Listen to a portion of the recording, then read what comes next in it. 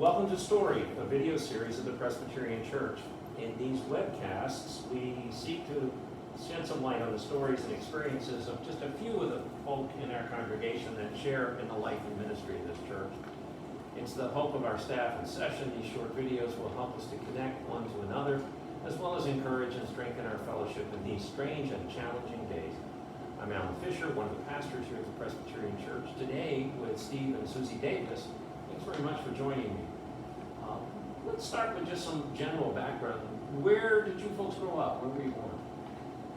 I was born in Columbus, Ohio, grew up in a small town, suburb of Columbus called Hilliard. Went to school there from kindergarten through high school, then went on to school at Kent State and eventually Ohio State. Oh, great. Steve, how about for you? Well, I was born in Denver, Colorado. My dad was a school teacher in Denver.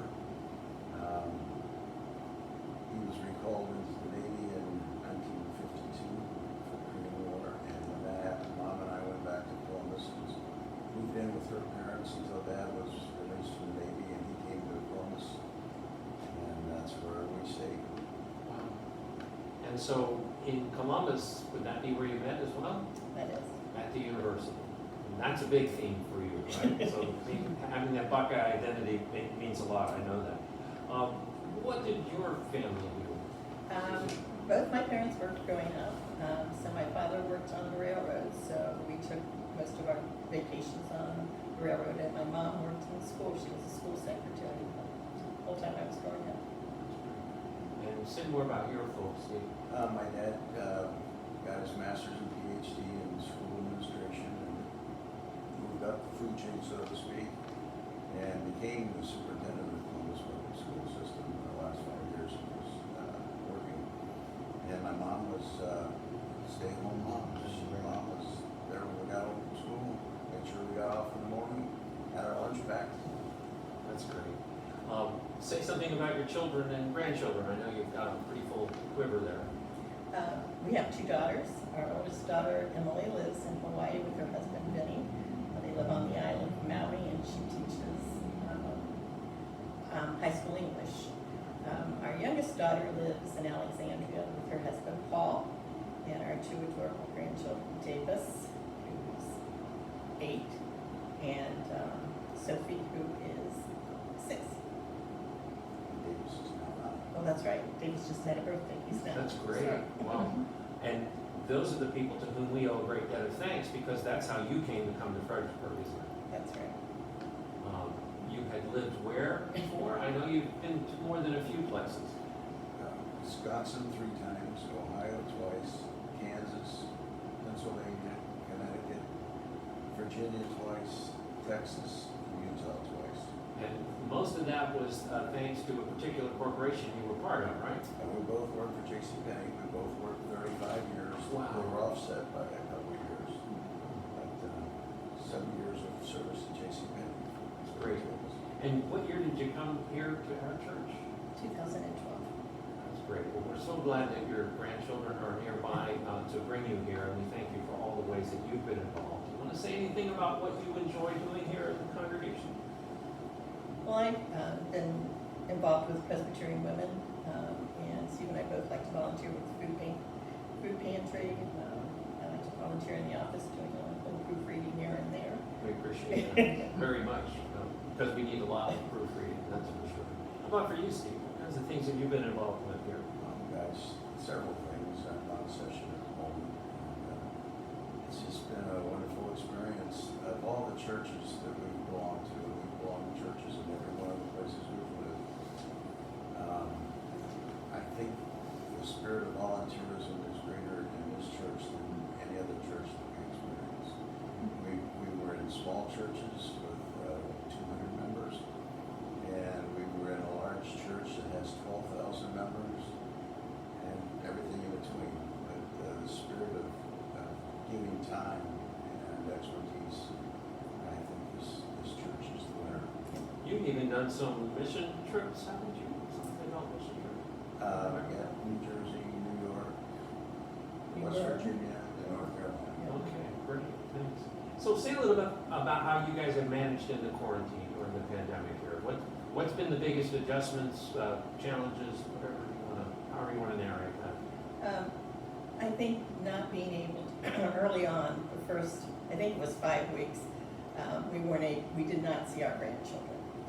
And they're a huge part of our lives, and that was really difficult not to be able to see them. And they surprised me on my birthday, and I must admit I just lost it when I saw them, because they came and they had on these inflatable suits. One was a dinosaur and one was a unicorn, and they came whipping around the corner at our house. We didn't know I did not know they were coming, Steve did. There might have been a co-conspirator. Yeah, there was involved. conspirator, Yeah. yeah. But it was just, it took my breath away, because it was like, I finally get to see these kids and be there with them. And you've expressed to me before what it meant to you to be able to be a hands-on grandma, Right. Both from your experience and how you framed that for Steve as an opportunity. Would you Yes. say that? Well, I grew up without grandparents, and when we both retired, Steve retired first, I retired last, and we were living in Salt Lake City. All our family was back this direction, and I said I wanted to be hands-on, and I really wanted to move to Virginia. Steve likes to say that I gave him an ultimatum that I was moving. I was going to move to Virginia, and he was welcome to come. And we're glad that he chose to do that. I'm glad you came accompanied that. So what's been the biggest adjustment, other than the grandchildren, what's been the biggest challenge for you here at quarantine? Well, the gym is closed. Right. Susie's got a couple of organizations she belongs to. The gym has been my big one. There every day. Sure. So are you zoomed out at this point?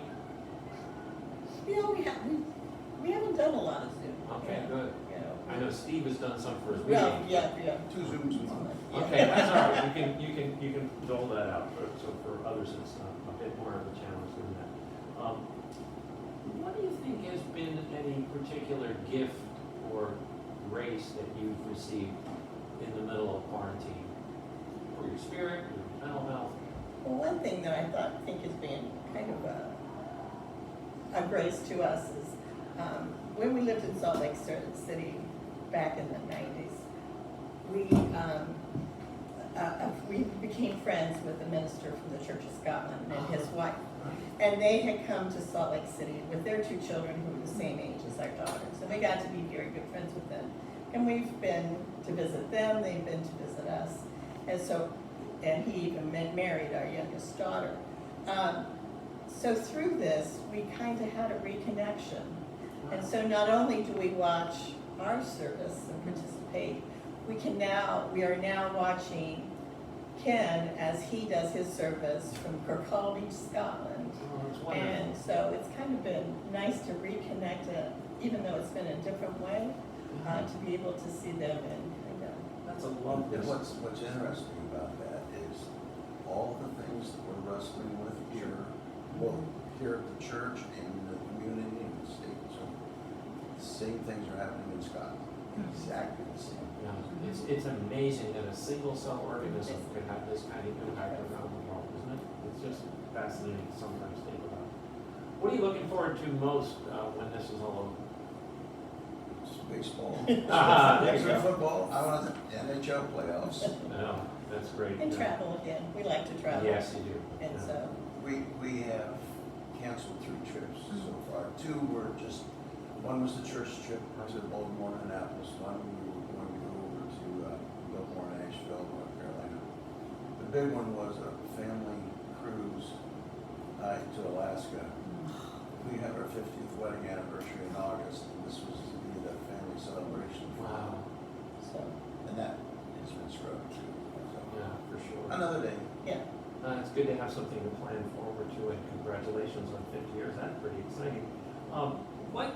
What's one thing that the congregation wouldn't know about you, or the folks who serve on committees with you, or the folks who work on Women's Association with you, wouldn't necessarily know?